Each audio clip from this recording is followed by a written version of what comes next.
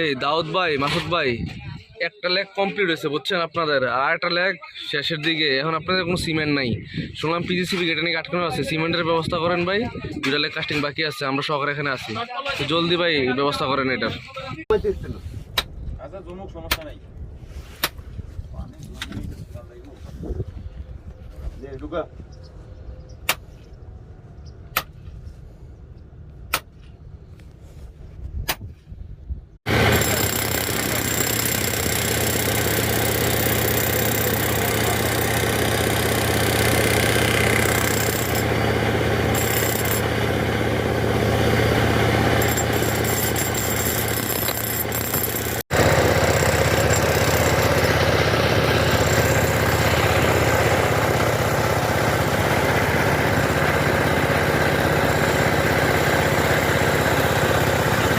farm video করা